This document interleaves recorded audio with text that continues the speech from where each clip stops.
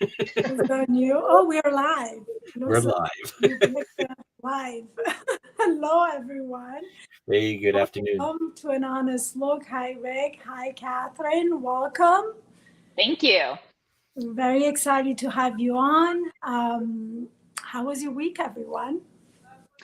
It's been good. It's been good. I took a restful weekend, which is nice to have one of those every once in a while. You almost have to plan it. Right. Interesting. You have to plan a Right. restful weekend, right? Yeah. Probably right on topic here today. Yeah, yeah. No, I'm looking forward to. I mean, Kathryn, I've been looking forward to this for a while because this whole notion of a happiness lawyer, for one thing, and in my in my experience of having a few lawyers in my life, is sometimes it's almost an oxymoron in the sense of particularly some of the work that you're involved in, right? Right. Lots of stuff, but so let's get into it, Fatih. Right. Let's introduce Kathryn properly. Yes. Kathryn Burmeister has 15 years of legal experience. She's the go-to coach for seasoned female lawyers. They go to her when they're feeling exhausted, depleted, and disconnected from their work. She's dedicated to supporting them in reaching their full potential through intentional coaching, connection, and the use of proven tools. And yeah, I'm going to let you kind of continue from here. This is just a very brief introduction to all the work that you do. And I'm going to let you just tell our audience where you got started, how you got into coaching from being an attorney. Those things are very different. What led you to that? What's the story? What's the journey that took you there? Yeah, I'll start at the beginning because that seems like a good place to start. Yeah. So I was always an overachiever, right? I mean, I measured my self-worth by what people thought of me. And that dictated, what I thought I should be ultimately at the end of the day. I mean, I thought I wanted to be high achieving and it, served me well, but it was definitely influenced by, my external environment. So I set myself on a path early on to become a lawyer. I started exposing myself to the law early and eventually went to law school. I'm obviously cutting through a lot of this, but went to law school and got a dream job at a plaintiff's personal injury firm. So I was working for people who are representing people who've been injured because of somebody else's negligence. So I really felt like I was fighting for the underdog. David and Goliath scenario really is right up my alley. So I was there for about a year and a half and really learned how to do things correctly. The partner was big about us actually being lawyers, not just in the back room pushing papers. Had great colleagues, great support staff. And then I get a text in the middle of the night and it's from my his new partner. Basically, he was an associate and made a partner a month before. And in my mind, I'm thinking I've done something wrong. Like literally no evidence to support this, but being the youngest, being the only female, being the newest, I thought that I'd done something wrong. So we get in the office before staff and I couldn't have been further from what I was thinking. Our partner had committed suicide the day before. And he had been stealing money from clients for 8 years to the tune of about $1 million. So clearly, stating the obvious, that was a shock to us all. He was somebody who had been in the practice area for 30 years, very well respected. We give you the shirt off of his back. He used to be a social worker. Like it completely threw us for a loop. And we had to, nothing stops, right? Life doesn't stop because something catastrophic happens, especially when you've got an entire law firm and, cases to run that are based on deadlines. So myself, the senior associate who had just become partner a month before, and one paralegal agreed to continue the law firm in whatever capacity we could. So I ended up basically running that law firm for a year. My partner, he checked out mentally and physically. We all were dealing with stuff, right? So I'm completely empathetic to that. But again, we were all dealing with stuff, and I was handling all those cases. I was handling the day-to-day depositions, mediations, everything. And I got through about a year of that. And I was just operating on adrenaline. I mean, there was, I've been very much aware of my mental health for years before this point. I've dealt with anxiety and depression, and it's been managed, but I was still operating on adrenaline. And it got to be about a year later, and I finally, one day, started having suicidal ideations. And I knew where I was, thankfully. Contacted my husband. He was able to meet me at home, and he was such a support for me. But overnight, everything changed, and it wasn't until I wrote my book later, Overcoming Addiction to the Status Quo, that I realized what changed overnight. And it was that I finally proven to myself that I was enough. And up until that point, I'd never really believed it. No matter what I did, how I did it, how great I did it, never really believed it. So it took going through that and leading to this point where I just started having those ideations. And I want to be clear with people, I was thinking, what if I just drove off the road right now? And I don't think people realize that that's still suicidal ideation.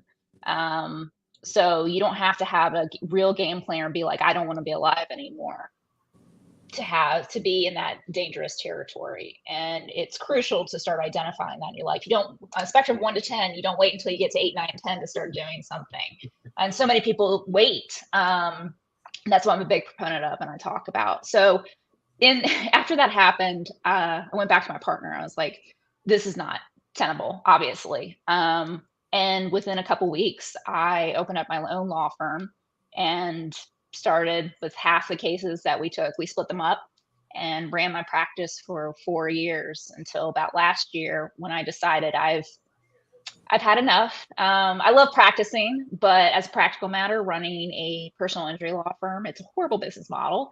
You never know when you're going to get paid, how you're going to get paid, how much you're going to get paid, if you're going to get paid.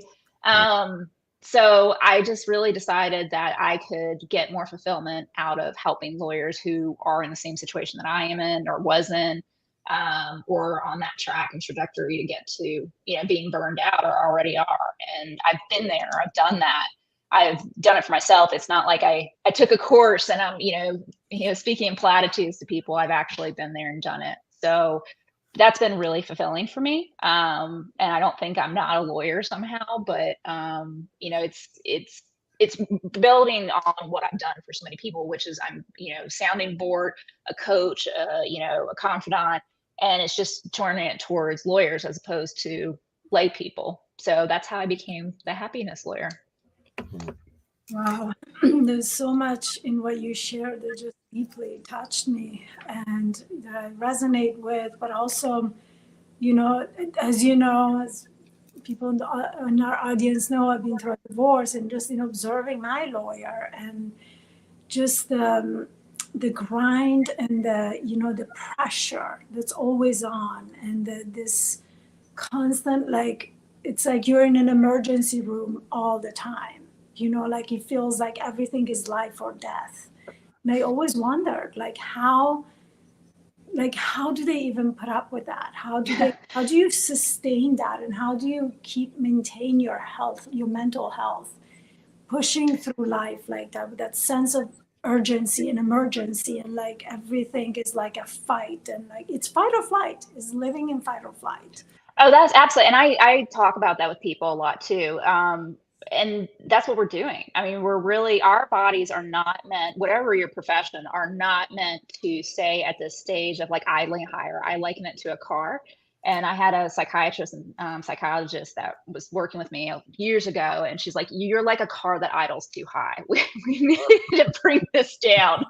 You're going to burn yourself out. And that's the greatest analogy, because you can't. No machine can do that, let alone a human being. And it starts to manifest itself in physical ways. You start having headaches, you start having, GI issues, you can't sleep, you sleep too much, you overeat, undereat, have intimacy issues, you name it. And I mean, I start to sound like a, one of those drug commercials. If you have some of these side effects, right? It's a result of, check it off. It's from stress, and you are not meant to have that much stress on you that continuously. And back eons ago, it was, oh, you're being chased by a wild animal. That's the stress. Then you're done, you recoup. Now we just have this constant level of stress, and it's not sustainable. And that's why I talk to people and say, look, you can make the decision now to do something about this, or your body is going to make the decision for you. And that's what happened to me, right? So my mind was like, we're done. We're not doing this anymore. You can try to override us for so long, for a year. But no, this is not going to work out. So, but it manifests differently for other people. And I think quite honestly, it shortens people's lives. And even if they get to a late stage in life, they're probably on the deathbed going, wow, I really wished I had done fill in the blank. You're never going to wish you worked more. You're never going to wish you were stressed out more. So you've sacrificed yourself and your quality of life all to keep up with this status quo that means nothing for all intents and purposes. Right. Well, and that's, I'm going to put the title back up again because, man, there's so many different branches here I could pull some fruit from. But okay, so you're talking about addiction and status quo, and you're melding the two, overcoming addiction to the status quo. I think we kind of get an idea of what the status quo is. It's a term that people have been bantering around for a number of years, but I've never been told that you might have an addiction to it. Right. So, and I can elaborate on that. So the status quo is what you would think of.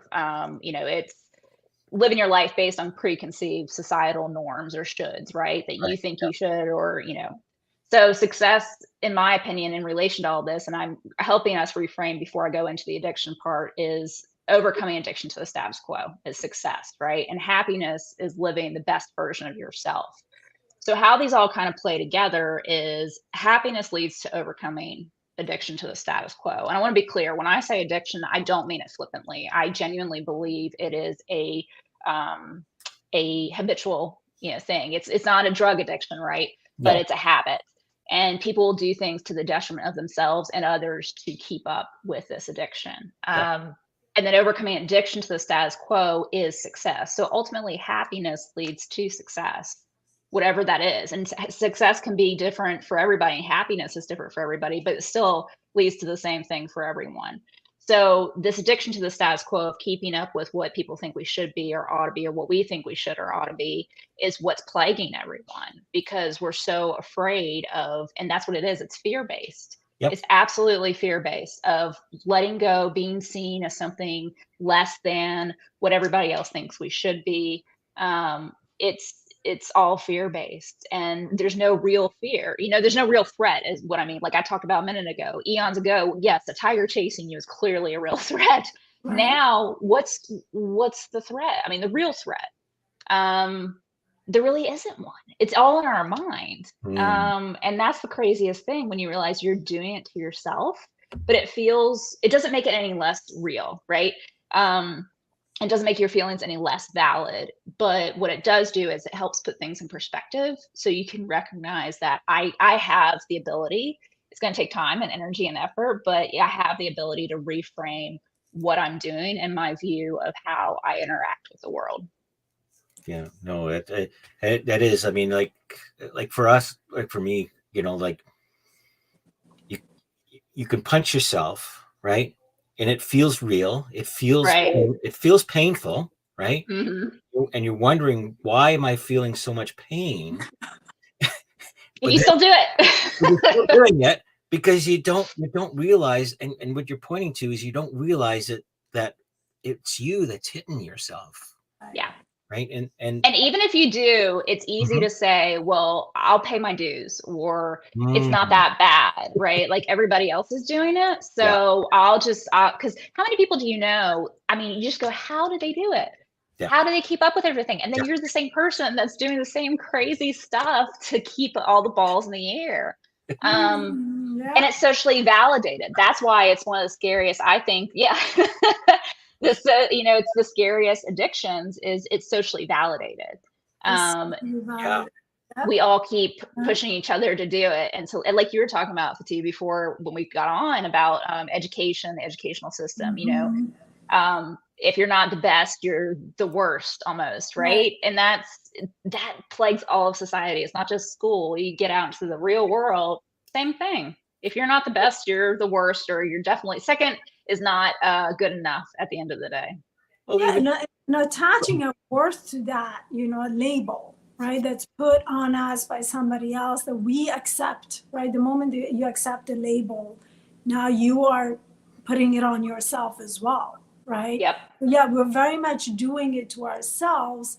To some degree, at some point, we're doing it without consciously realizing that we are, right?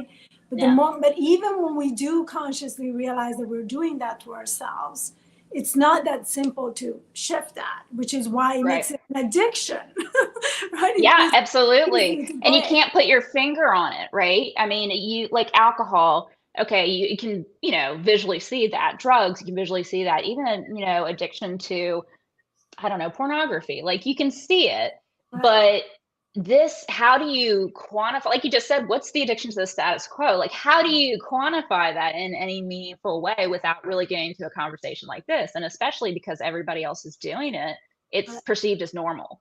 And nobody wants to be put, held out, even if they're doing it voluntarily, as not with with what everybody else is doing. And that's the whole reason you get in the place to begin with, right? Is because you're trying to keep up with what everybody else thinks you should do or should be. Or what your perception is of what you, right? I mean, because so much of what we're pointing to or trying to strive to is things that we make up. Like there's a coaching tool that some coaches use, is called the life wheel. Yep, absolutely. Yeah. And so you start measuring all the different things, like, like how are you with your relationship? So I'm a 5 out of 10 on, what money, all that kind of stuff. And then I asked them, I said, well, okay, so which rating tool are you using? Like, where did you come up with 5 out of 10? What is 10? Right, exactly. And that's what it's what you want it to be. And that's why I say happiness is unique to the person. Success is unique to the person. It's living the best version of you. One of the biggest talks that I do is there's no such thing as life, work-life balance, because there isn't. But sorry, I love to lead in. People are like, oh, come and talk about this. And the first thing out of my mouth is it doesn't exist. It's fun. But the reality is it doesn't, because first of all, everybody's different. Second of all, there's no such thing as bifurcating yourself and just turning yourself on for one area of your life and not the other. But also it's different. Like, what do you value? Do you value your extra time being spent, with family, or do you value it, doing your own thing and growing as an individual? And some people love to work and are passionate about what they do. So maybe that's where they get meaning. So yeah, it's all relative at the end of the day, but whatever the best version of yourself is what happiness is. And the best version can't possibly be, being addicted to what everybody else thinks that you should be doing, or you think because of what everybody else says you should be. Yeah. And it's hidden. It's hidden, like you said, because it's not evident. And there's I'm reminded of a phrase that there's no solution to a feeling.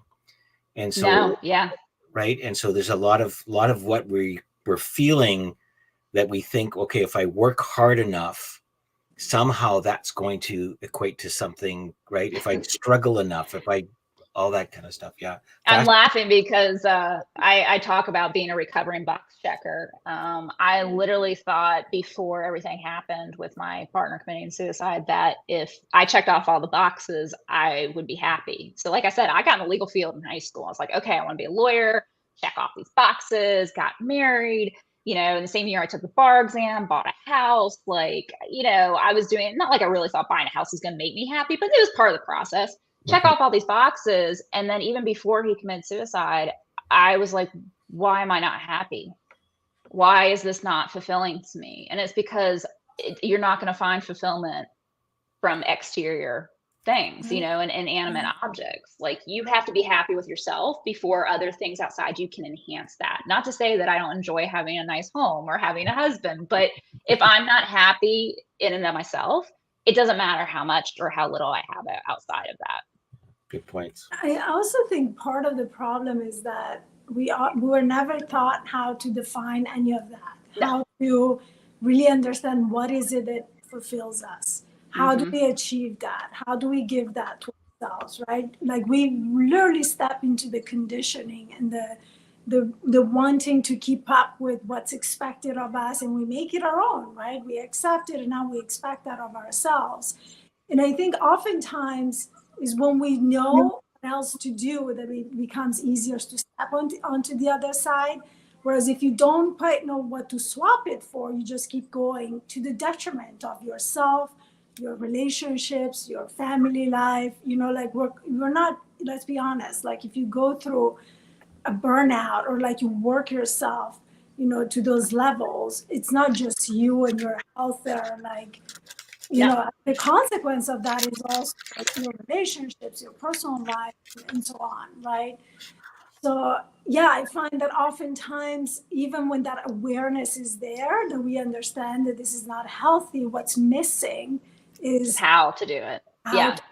What do we swap it for? Well, before I got started doing this, I was thinking, first of all, I was thinking, surely people can do this themselves. And I was like, well, surely that's not the case if people are not doing it for themselves, first of all. Second of all, even if they know how, it's not easy, right? I went through, golly, so much getting to where I am now. And it was just trial by error, and it's not easy. And even if, like you said, that this is not sustainable, you're not happy, how do you even go about fixing that? Let alone identifying, addiction to the status quo. How do we fix it? So I have my clients think of themselves as human startups. So we go through and do mission, vision, and values for them. And like sometimes, a lot of companies don't really give them enough, credence. But if they're done correctly, they are powerful, powerful tools. How can you possibly start to change and reform yourself if you don't know where you are as an individual right now? So understanding where you are, where you want to be, and then setting up parameters makes it very easy and very methodical to make decisions. Something comes along the way and says, okay, you can spend your evening doing a networking event, or you can spend the evening with your child at their game or whatever.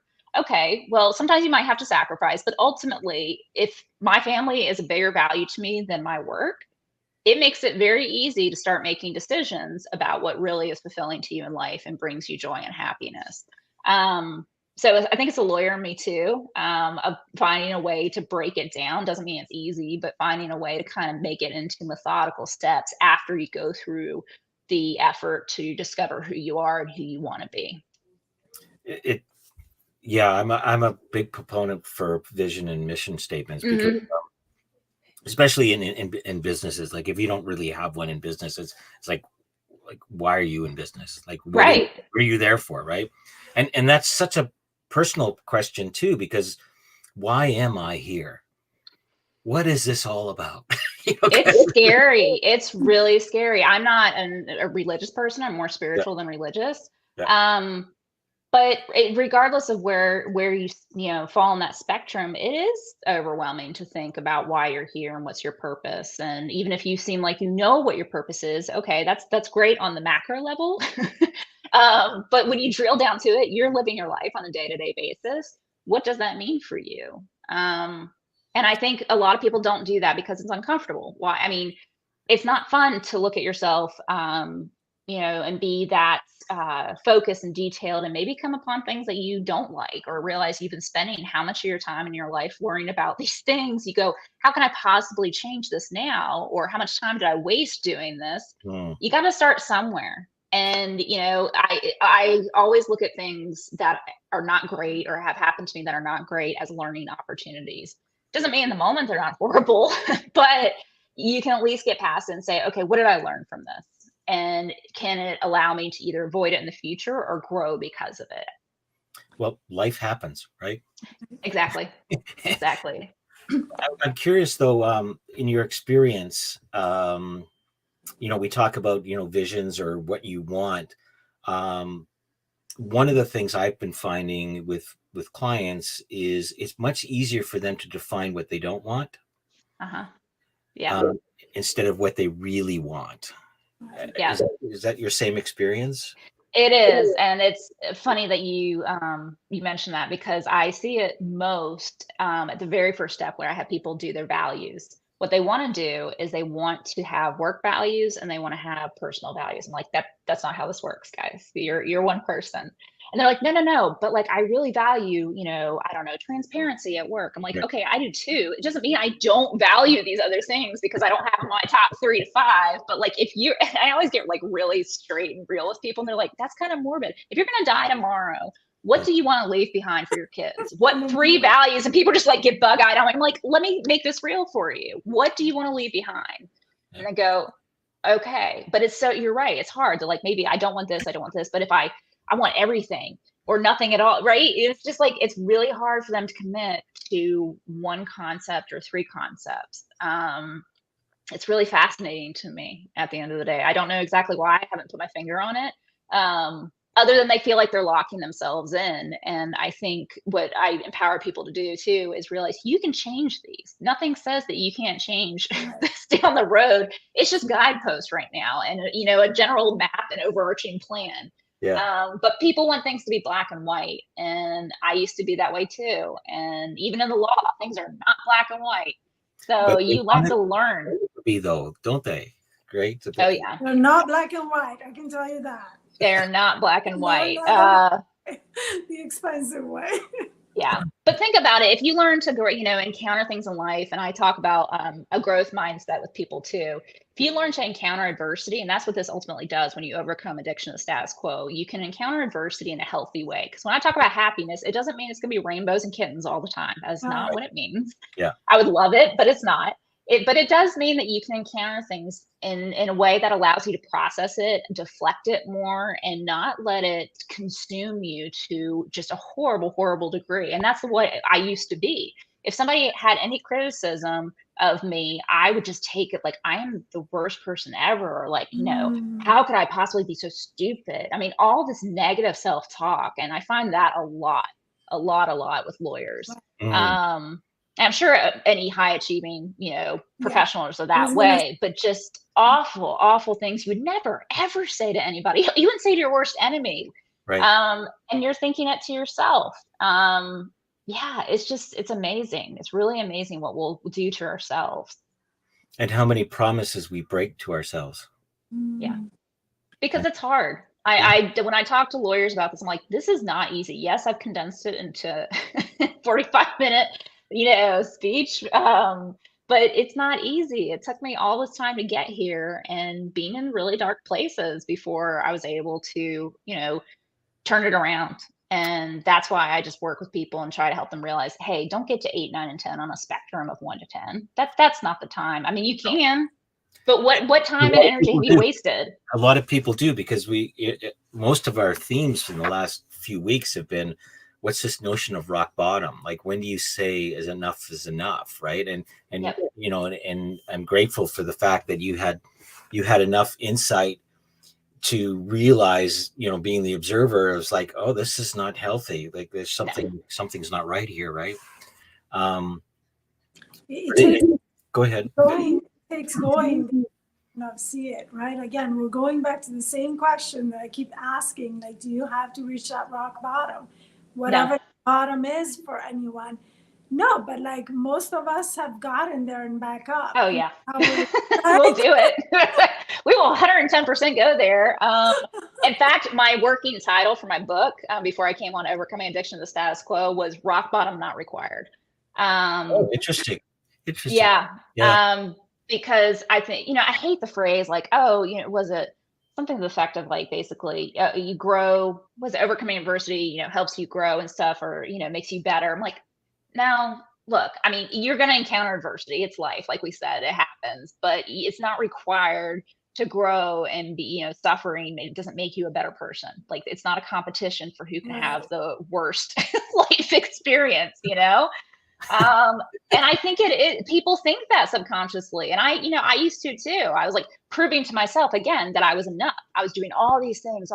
And I was going through that year of, managing that practice. And my friends were like, Kathryn, get out, let it go. And like, you didn't do this, you didn't do this to these clients. I'm like, yeah, but if it doesn't work out, it'll be because I left. And, I want to be able to say I did everything I possibly could. They're like, you can't do that to yourself. And eventually my brain just made the decision for me. Yeah. And it will, right? It will. Like, it'll show up in a collapse. It'll show up in so many different ways. I was going to, something came up in another conversation I had this morning around, because we're talking about a concept between feeling overwhelmed and this notion of overload or burnout. And in your experience, like when you talk about, like this overloading and this feeling of overwhelmness, the conversation was we'd sometimes marry the two together. That our circumstances and the feelings of and our experiences being overwhelming as part of the equation. Do you find them as part of the equation, or do you see them as separate, in the sense of one is an experience of something and one is just, hey, it's life, like life is that way? Not to put you on the spot.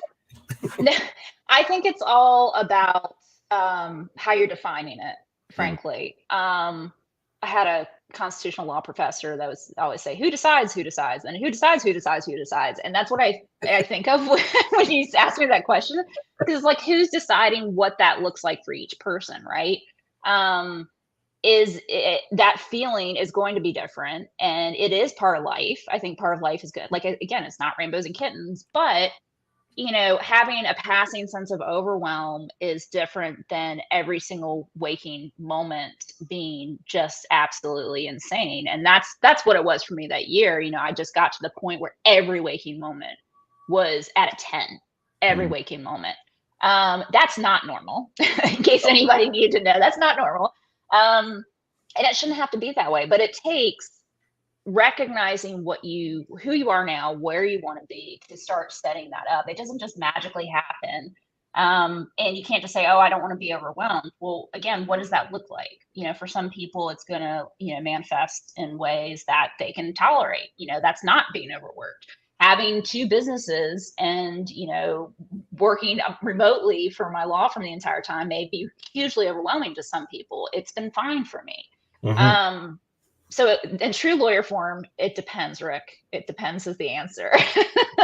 Well, it's like the quintessential lawyer answer. But that is a perfect answer, because we're not cookie cutters. We're all unique. Right. There are 8 billion points of views out there, and 8 billion different experiences of what it's like to be a human.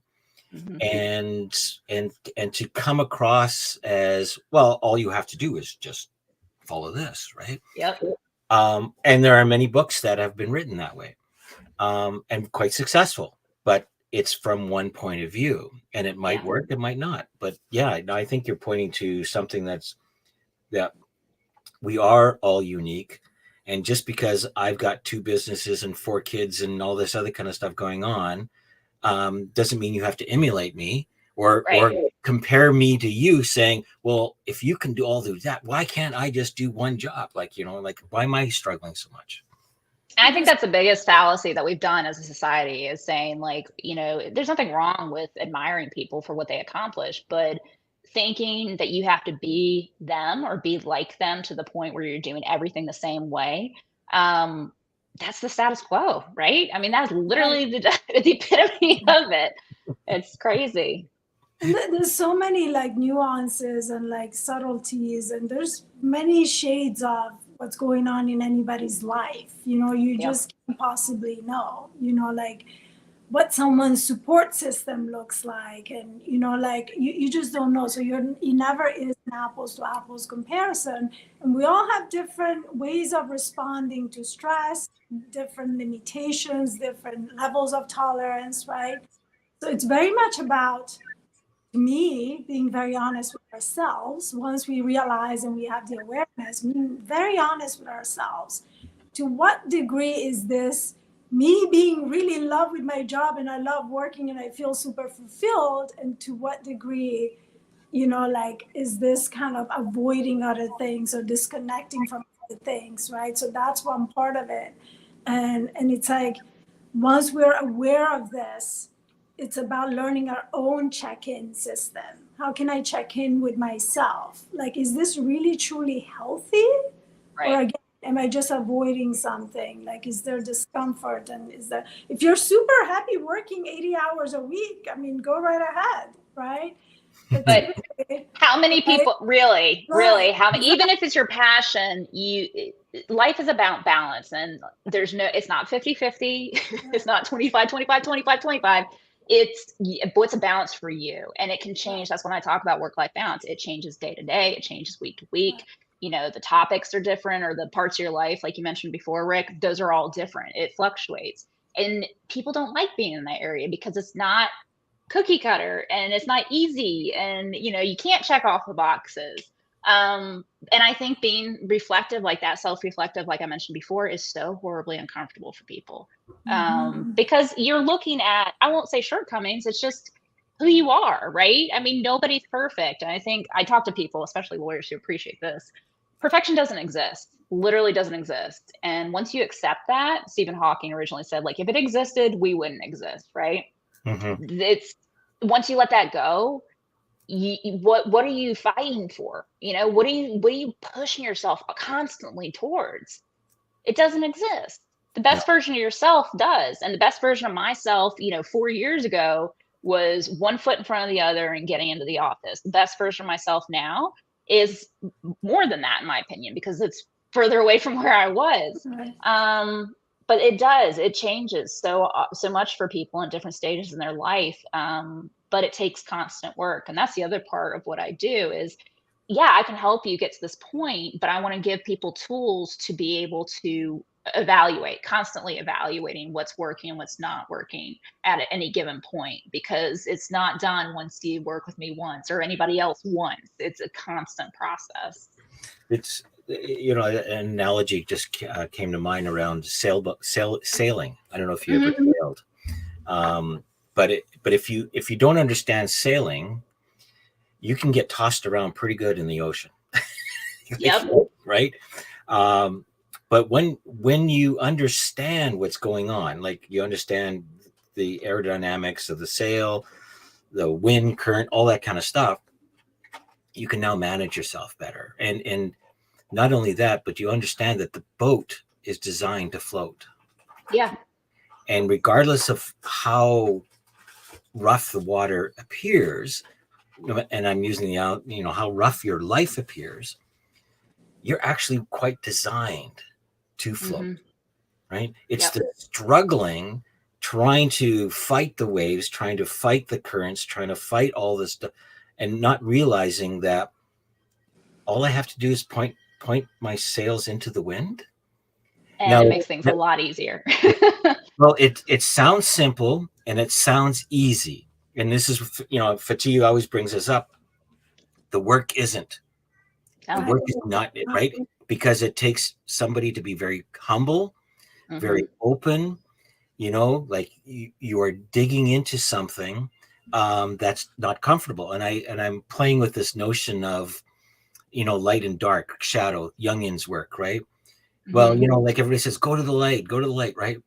Well, life is not in the light. Life is in the shadows. Right. And we need to learn how to navigate ourselves in the shadows. So it's like, I always, speaking of analogies, one I use with people is hiking. I love hiking. And even if you don't, you understand where I'm going with this. Like, I think of hiking as life, of any path. You can go on a path and you can get there a multitude of ways. But if you have the right tools and the right knowledge, you're going to come out a lot better on the back end, right? I mean, maybe worst case scenario is, you get a little sunburn because you forgot sunscreen, or worst case, you die of heat stroke, right? Like, there are a lot of variations for that. And if you help yourself with the knowledge and the tools, which is what, I do as a coach for people, is I give you the knowledge about yourself, help you with the introspective, looking, and then give you the tools to be able to encounter this journey and this path, in a way that allows you to to overcome challenges. Because like you said, I don't think rock bottom is required at all, right? I think it might shortcut a lot of things for some people, and it may absolutely destroy others, literally. But I do think that it's part of life, regardless of what happens. It's part of life, and it's how you encounter it that's important. Yeah. No. And like you were speaking to how you start this whole process with your clients, it starts with that vision and like really like honing into what is it that I want and all of that. Because oftentimes when we talk about the work, immediately we think about getting really uncomfortable, what's wrong with me, and all of that. But I think that's also a part of the work that's often overlooked and not understood. That like visioning part, really understanding what it is that you want, it's a big chunk of the work. It's not just like, it actually takes work to figure that out. And part of the work is that as you do that, a lot of things may fall apart. Oh yeah. That you thought were important to you, that you thought were your values, that you thought you were heading in that direction, in the right direction, you realize how much you were just following a direction versus really this, deciding intentionally to head. Yeah, it's so true that you say that. It's like a lot of things. Like for that year that I was going through that with my new partner, it's not like I thought that this was good and normal. Okay, let me be clear. I knew this was not a good thing, but I still did it because I thought I should. And I was so scared what would happen if I didn't do it, frankly. And I think that's what we do a lot of times, right? We are more scared of what if than, continuing down this horrible, horrible path that is going to destroy us one way or another, whether it's now or in the future. We're so afraid of the unknown. And like I said, it goes back to fear that we don't want to step outside of our comfort zone, because at least what I know now, it may be horrible, but it's the horrible I know now, not horrible or anything else that may come down the road. Yeah. No, well, because we prejudge it to be horrible. Right, exactly. That's the perception, is that something different and the unknown is horrible. And it's very, very freeing to let go the idea of being perfect, of having to know everything, and just encountering life in a way that goes, okay, this happened. Like, that wasn't the greatest thing. And it's funny, I get along great with my parents. I actually went up to the cabin with my dad to help him with the electrical project, and we were writing back together. But now I notice things that, like, I was so like him growing up, and it's part of your environment, right? That's how you're raised.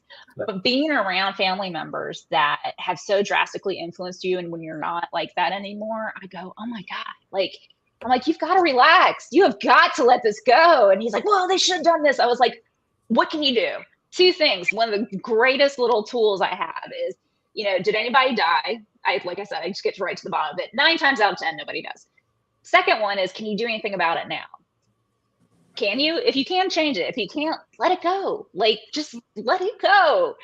You just holding on to that. But so many people do, right? And I used to be that way. I used to hold on to it, thinking like, if I thought about it enough, or if I was uncomfortable enough with it, or I just sat there, like something would change. Or no, you don't have to sit there in this bad place. Like, let things go. I'm curious, what was his response? He's like, yeah, you're right. You're right. He said that? Okay. He's 70 years old. Sometimes he'll be like, yeah, you're right. This is just kind of a funny aside. He used to balance his checkbook up until like a month ago, even though it's all electronic. I was like, how much time would you get back from your life? Oh, I've been doing this I was like, yeah, I got it. But how much time would you get back? He's like, I stopped balancing my checkbook. I'm 70 years old. I'm not going to change everything. I was like, okay, that's fair. But it's being uncomfortable, even if it's for the better. Going into that little uncomfortable territory is scary for a lot of people. Well, it's scary. And again, like the concept of letting go, right? Like, I can let go of this pen, right? Mm-hmm. I know intuitively I need to let go. Mm-hmm. Because you just know it, right? So I'm curious, when did you realize the value of letting go? I guess it's that point of no return. I guess the mini bottom, whatever you want to call it. But the value of letting go. Intuitively, we knew it, but when did it become real for you? Is I guess what I'm asking. I would say, well, I guess 2 points. The first point was when I had the suicidal ideations that day. That was really it. But I will say that was your rock bottom moment. Yeah, 100%. Yeah, I felt like, and it wasn't that I really didn't want to be here. It was just, like I said, every waking minute was consumed by what had happened in this firm and everything I was trying to do it to help salvage it. And you can't turn that off, at least that's the perception at the time, because I did not have the tools to do that. Right. But I will say, even after that, I came back to the table and said, look, I'm willing to give this one last shot if you're willing to work with me on this and help me. I can't care more about this business than you do. Your name's on the door. And I convinced him, my partner at the time, to go to like business counseling with me, like business partners counseling with me. Because I wanted to say that I had done everything I could and then be able to really let go. And so he did. He went with me, and it was very apparent. We went to 2 sessions, very apparent that it was not going to go anywhere. And at that point, I was like, okay, I'm good. I am totally fine walking away from this. And I have no doubts in my mind. And that's the thing is, the last presentation I did, lawyer asked me like, well, where do people start? If they're feeling this way. I was like, you have to be fed up. That was literally the place to start. I can talk to you all day long. You can know that you need to do something about it. But if you're not tired of living the life that you're living, you're not going to do anything about it. And that's true for a lot of chemical addictions too. If you have not hit the point where you're ready to be done with it, it doesn't matter what anybody does to help you, it's not going to change. No. It's that willingness, right? The awareness for change, and then the willingness to do something about it, right? We actually got a couple of questions. Sure. Yeah, let's just see. I love fear is like that friend of you that exaggerates everything. Thank you, Louis, for that. So he said, can you share some techniques to overcome mistakes when you were afraid to try it? And then he qualifies with, to overcome that self-punishment that we get into sometimes when things do not go the way we wanted to. The technique I shared when this came in, but the technique about did anybody die and is there anything I can do about it? That is a really quick tool to put things in perspective. Because I can't tell you how many times, like when you're starting to spiral with that negative self-talk, it's really hard to zoom out, especially if you're, the voice you're hearing, because it usually is. For me, it's myself, it's my own voice. A lot of the people, it may be a family member or somebody they've interacted with in life that's always been critical of them. But regardless, once you're in that zone, it's really hard to pull yourself out. So if you have something simple to say, okay, objectively, what is the worst thing that could happen here? Okay, did anybody die? No. Is there anything I can do to change it? Yes, then change it. If there isn't, learn from it and move on. I think that's the best tool to really put things in perspective. And then clearly putting in the work that when you start encountering things more and more, it becomes easier and easier. It's like anything else. It's you're practicing, a life skill, and it doesn't end, just doing it once or just, checking off boxes. You have to keep working on it. Well, and I appreciate that what you're saying. And I think also is to really understand that mistakes are going to happen. Absolutely, 100%. That's part of life, right? In the sense of, like we don't get anywhere. We didn't get the light bulb until he destroyed 10,000 of variations of it, right? So we have to try shit out. Well, that's, a prime example is my law firm. I thought when I pivoted to being the happiness lawyer, in my mind, even after going through all this work, just highlights it. I went, am I a failure if I walk away from this law firm? Mm-hmm. And it's not a failure to shift gears or to decide that something's not working in your life anymore. And I really had to work on that in my mind because I'd wanted to be a lawyer literally since I was in middle school, right? And it doesn't mean I'm not going to be a lawyer, but it's just changing. Like I never in a million years thought I was going to own my own law firm, let alone shift gears like this. So like you said, mistakes are going to happen, but then also what is a mistake? It's, yes, you may miss a deadline, right? Like, yeah, that's a mistake. I get it. I literally, my entire life has been around deadlines for years now. What's the worst that happens? And even in my line of work, it can be severe, but there are very, very, very few things in life that are absolutely unfixable or, detrimental to the point where just there's no coming back from. Very few. I love this question because I used it quite a few times with my own lawyer. Yeah. What's the worst that's going to happen if you Mhm. don't get this response from me tonight? Yeah. I'm like, but truly, like, what is No, but the really. really? Yeah. And I It's know so that true I though. love that. But I'm like, it doesn't have to happen within this like hour. That's Yeah. it. No. But even though it feels that way, right? And we run so much in that energy. I mean, I live in New York City. It's like Oh yeah. that Forget. Yeah. energy is like ingrained in the fabric of the society, right? Like Yeah. everything is an emergency. Everything has to happen now. And that's a really great question. What's Yeah. the worst that can happen? If Well, I unless you're doing brain surgery or some open heart, right? Right. And I'll even tell you, I'll be fully, I mean, I'm always transparent, but even more transparent about my firm. I had a paralegal that worked for me. We missed a statute on something and really technical legal stuff. That's a deal. I mean, that's the end of a case. And I'm at the top. It's my responsibility overall, but I delegated something and fell through the cracks. And I ended up letting that person go, but came back to it and I said, okay, what am I going to do? I went to the clients, talked to them. I was like, look, this shouldn't have happened. This kills the case. Here's my malpractice insurance. Like, this is literally why I have malpractice insurance. It's not for people doing intentional things. It's things happen. And, honestly, the clients were so realistic and understanding about it. I was shocked, quite frankly, because most people aren't going to be that way. But second of all, nobody died. Really. I mean, and it would be a different situation if I was in criminal law, or like you said, doing brain surgery, but there's a reason I'm not in those areas. And that's a prime one. I don't need that responsibility on my shoulders from a day-to-day basis. But all that to say, it's salvageable. Like, there's very few things that are going to be make or break.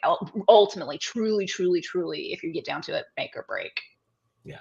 Well, even in the my background is sort of in medical, and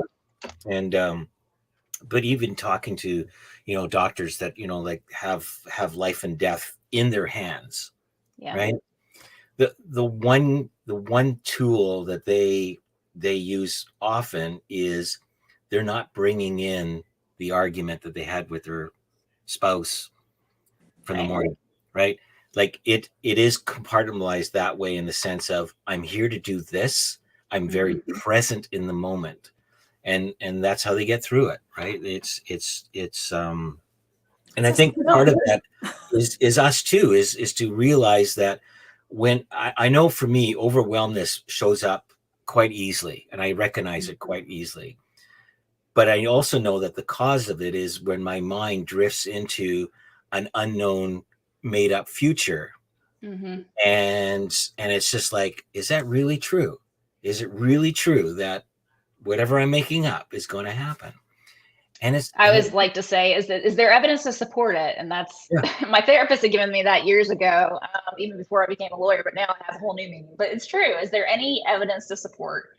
Again, it's not that your feeling's invalid or that you shouldn't feel this way, but it does. Like you said, it helps put things in perspective and realize, okay, this is not, there's nothing to support this. So there's really no time and energy that should be spent on it at this point.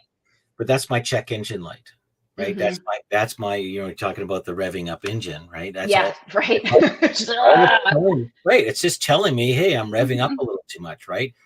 Pull back, relax, and get present and see what is the next step that I need to do. Oh, I need to phone this person, or I need to this. And so it's more of a series of steps rather than bundling everything up and trying to do it all at the same time. That's absolutely. I guess I would ask you, as we are coming to the end of this, what would you say if you had to? Well, first of all, is there anything that we should have asked you that we didn't ask you? Is there anything that did we make any mistakes? No, you did not make any mistakes. Anything you were perfect. No, there's nothing that we didn't discuss that we should have. I mean, I could talk for hours about this. I'm sure you guys could too. So let me ask your last question then. Okay. I always have questions, right? Yes. Like a good coach What would you say are signs that people should look for? Let's say they feel really like, what are the first signs, the most like obvious signs that should like, ring some alarm bells for us? Should we Yeah, know? I would, and it depends on how far you are on the spectrum of 1 to 10 for stress, right? It depends. Again, that's a true lawyer answer. But really, physical manifestations are a really good indicator. If you start having headaches, suddenly aren't sleeping well, sleeping too much, have gastrointestinal issues, are disconnected from family and friends when you weren't before, really, your body is going to do it whether you're thinking about it or not. So that's a really good indicator. Now, if you've gotten to the point where you're already having those and just ignoring them and powering through, because I've been there, I've done that, really recognizing that this is not sustainable. Even if you haven't gotten to the point where you're ready to make a change, recognizing that big picture, something's going to have to give, and is going to, unless you can choose to do it or it's going to happen later on. So recognizing that you have to make a decision is another part if you're further down that line of that spectrum of 1 to 10.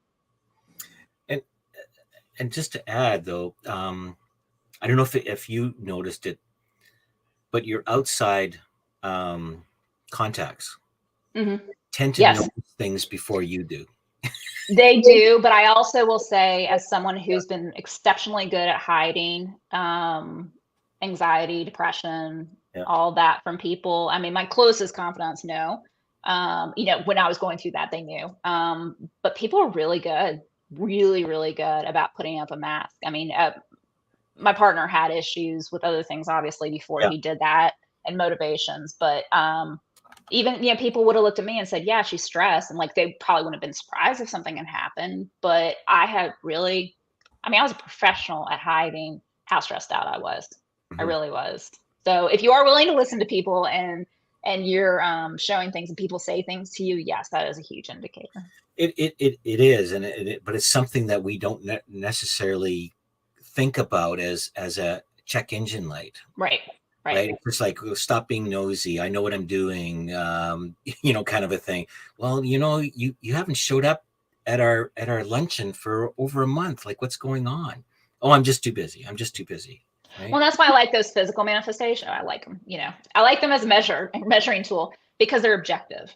You can't negotiate with those, right? And I'll say, even if you are down to the point where you have them all the time, okay, is there a point where you didn't have them? Was there like a culminating event, like a project or something, a promotion in your job that triggered those? Is there a correlation there?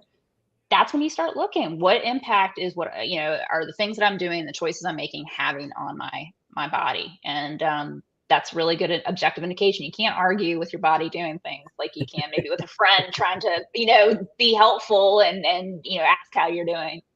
Yeah. The mind body connection, right, Fatih? Right. Why do we all sound like we know something about this whole subject? I know, right? All of us. Personal experiences. That's the best, honestly. I love that people are out there and trying to help other individuals, regardless of their life experience. But I will say, I think people who have gone through things and have grown from it and turned their life in a different perspective can bring so much more, arguably, to the table. Absolutely. Because we're human, we're all human, right? And learning from those people who have done it. So why reinvent the wheel if you can learn from somebody who's already done it? Yeah, absolutely. And also, these conversations are so important to remove that piece of guilt and shame that's attached to putting on the mask. Everything's okay. I'm doing great. I'm grinding. Work, right? The more we talk about these conversations, we normalize it and we share even vulnerably. You know what? I know something about this because I've been through it, or, like I've inched towards that many times. And the more we help others be able to come forth with it and, and just remove the shame around it, and feel like, you know what? This must be a real problem if I'm not the only feeling this way. You know, there's so much power in just really talking openly about it. So that's so true. I was at a CLE with a law firm in town, and they had 50 other lawyers there, and I was talking to them, literally saying, I deal with anxiety and depression. You know, it's a chemical imbalance, and I was having suicidal ideations. I mean, that's crazy. But by subjective standards from lawyers, like, oh my God, you actually did that? Yeah, because if we don't, first of all, I'm not alone. You know, it's just nobody else is like standing up saying, yeah, me too. But also, we're never going to get anywhere if we don't normalize the conversation. And recognize that this is a problem. This does need to change. And the only way to change it is to normalize the conversation. Yeah, absolutely. Yeah. Yeah. Good stuff. Wow. Amazing. Thank you, Kathryn. You know what? No, thank you. I put your links in there, but I realized we didn't put in the name of your book. Can you say the name again, and then we'll add it to them? Can you type that up quickly, Rick? Do you mind? Yeah. Sure. It's Overcoming Addiction to the Status Quo, and it's on Amazon. You can buy a physical copy, or you can buy an e-version of it. So it's a pretty quick read. Nice little weekend deal. And what I do is I go through statistics about stress and anxiety and different professions, what I call zero-sum professions, and then talk about my story and have interviews with anonymous lawyers that have experienced similar things. And you don't have to be a lawyer to appreciate this. And then I go through 10 steps to start on this path of overcoming the status quo, because I hate when people speak in platitudes and don't give you anything substantive to work on. So like a good lawyer. Yep. Training. I think my key takeaway is if you're going through something right now, it doesn't necessarily have to continue that way. No. Right. There are definitely options. There are people like yourself and others that can show you a different path. Yeah. So needed. And I, you know, really happy to see that a lawyer is doing this work, having been in, you know, having had a lawyer and having had a relationship with one for a long time during my divorce. I see the need. I see really the need there and the support. That's really necessary for some people to be able to have access to. So it's these skills are transferable. I mean, I just focus on lawyers because I am one, and it's a soft spot I have, but don't let that stop you from, you know, either reading my book or, you know, reaching out for resources, or, you know, discard anything I said, because it does apply to everybody. And, you know, you don't have to go to a therapist if you don't feel comfortable. There's counselors, there's coaches, there's, you know, resources online. Go where you feel comfortable, but recognize that you're not alone, and it's completely normal, acceptable to go wherever that needs to be for you. If that means a therapist or psychiatrist or psychologist, then that's where you need to go. Excellent. Perfect stuff. Thank you. Thank you for having me. Such an amazing conversation. I really enjoyed it. Me too. I'm looking forward to having you back on, maybe. I would love to. Like I said, literally, guys, first of all, I'm a lawyer, but second of all, I could talk about this all day long, because I love it. I'm really, really passionate. And that was one of the biggest indicators for me about shifting finally and letting go was, I wasn't as passionate. Like day to day, I just was not feeling the passion with practicing as I did with shifting to this. And that's when I knew. I'm one of those people, like, I can't, again, you're going to encounter challenges. You're not going to have all your warm, fuzzy, happy days, but overarching, you know, just passionate about what you're doing. I wasn't having that anymore. And so this is really where I'm meant to be. Perfect. Are you sure it's not rainbows and puppies? I have a dog. I have a dog and 4 cats. So it could be rainbows and puppies. I just had a cat earlier. So it's rainbows and kittens. I think the cat might have a say on that, but yeah, she's left the room for now. But yes. Anyways, great conversation. Thanks, everybody. Thank you for watching. You. Oh, what do they have to do, Fatih? Oh, subscribe, follow us, leave us a review, share this episode if you found value in it. Help us amplify our impact. Everyone that we bring on here does really important work, as you have probably realized after today's conversation. If you found it helpful, share it with someone that you feel needs to hear this. That's what we're here for. Support the show. Share the love. See you next